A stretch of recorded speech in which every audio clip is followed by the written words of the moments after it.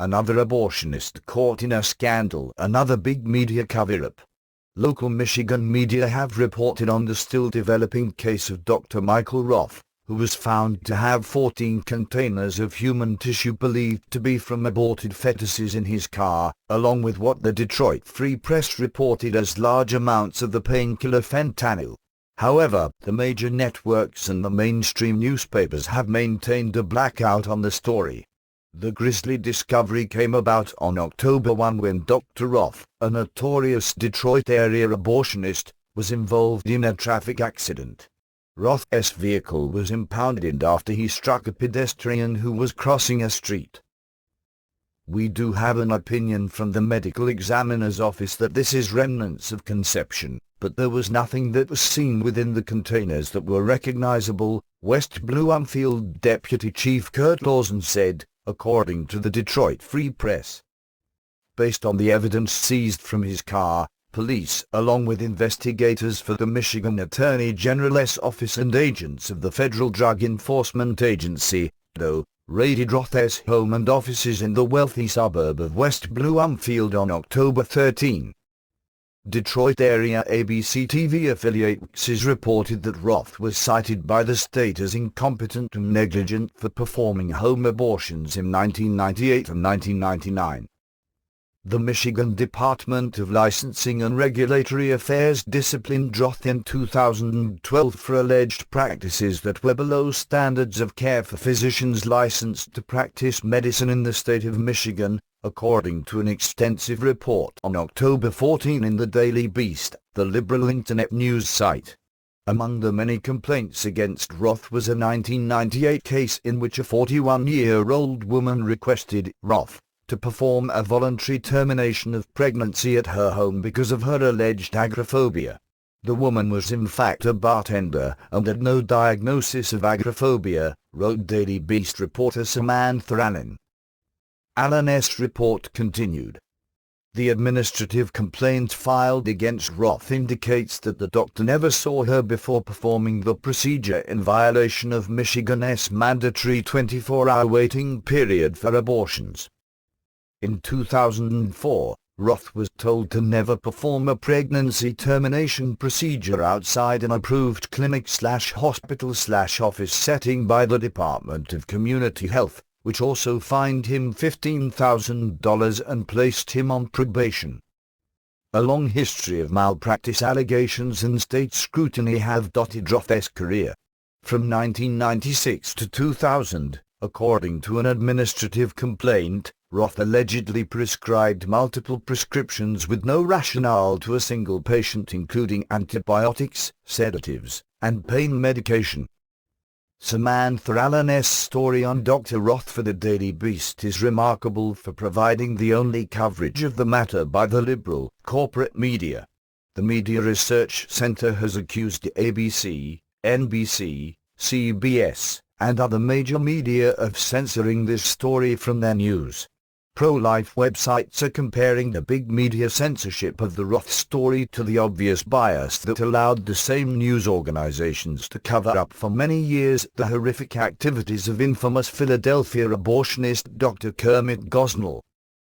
In 2013, Dr. Gosnell was sentenced to prison for life without the possibility of parole, following his conviction on 3 counts of murder, 1 count of manslaughter, 21 counts of performing illegal late-term abortions, and hundreds of lesser crimes. The murder convictions were for his cold-blooded killing of 3 infants who were born alive during failed abortions.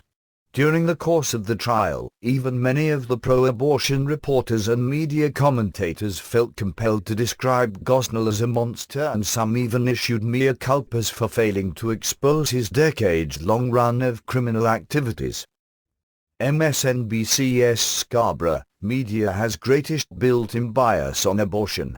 However, big media's treatment of the recent Planned Parenthood video scandal clearly shows that any genuine contrition over their handling of the Gosnell story has not dampened the pro-abortion zeal of most media organizations.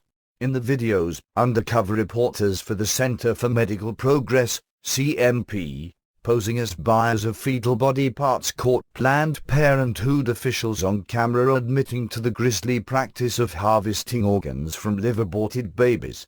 At first, the major corporate media simply ignored this explosive story, pretending it didn't exist. When that no longer remained a viable option, much of the establishment media cartel came out defending Planned Parenthood's criminal conduct and accusing CMP of unethical practices for exposing the abortion giantess' barbarous activities. According to Joe Scarborough, host of MSNBC's Morning Joe program, the abortion issue exposes the worst bias of the major news organizations. You know, I got to say, of all the areas where I think there is media bias, I think the greatest area is on this issue, Scarborough said recently, noting that when it comes to the issue of abortion, there is the greatest built-in bias. This media bias is not news.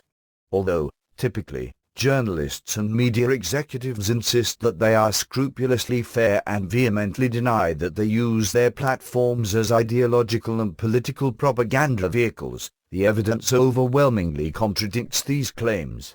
The issue of abortion provides one of the most clear-cut cases of over-the-top media bias. In 1990, the Los Angeles Times published a 4-part comprehensive series by reporter David Scher on media bias regarding abortion, including examples of blatant pro-abortion editorial and reportorial bias by the Times itself. Most major newspapers support abortion rights on their editorial pages, Scher wrote, and 2 major media studies have shown that 80% to 90% of U.S. journalists personally favor abortion rights. Moreover, some reporters participated in a big abortion rights march in Washington last year, and the American Newspaper Guild, the union that represents news and editorial employees at many major papers, has officially endorsed freedom of choice in abortion decisions. Among other important findings, Scher's investigative series for the Times reported, the news media consistently use language and images that frame the entire abortion debate in terms that implicitly favor abortion rights advocates. Abortion rights advocates are often quoted more frequently and characterized more favorably than our abortion opponents. Events and issues favorable to abortion opponents are sometimes ignored or given minimal attention by the media. Many news organizations have given more prominent play to stories on rallies and electoral and legislative victories by abortion rights advocates than to stories on rallies and electoral and legislative victories by abortion rights opponents. Columns of commentary favoring abortion rights outnumber those opposing abortion by a margin of more than 2 to 1 on the op-ed pages of most of the nation's major daily newspapers. Newspaper editorial writers and columnists alike, long sensitive to violations of First Amendment rights and other civil liberties in cases involving minority and anti-war protests, have largely ignored these questions when Operation Rescue and other abortion opponents have raised them. According to Scher's Times piece, most reporters don't identify with abortion opponents, and throughout the media, print and broadcast alike, coverage of abortion tends to be presented perhaps subconsciously from the abortion rights perspective.